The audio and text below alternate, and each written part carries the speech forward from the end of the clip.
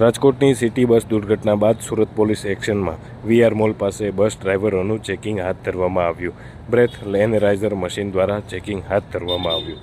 બસ ડ્રાઈવરના licence સહિતના તમામ કાગળો પણ ચેક કરવામાં આવ્યા। સુરત શહેરના તમામ સ્થળ પર પોલીસ દ્વારા આ કામગીરી કરાઈ રહી છે।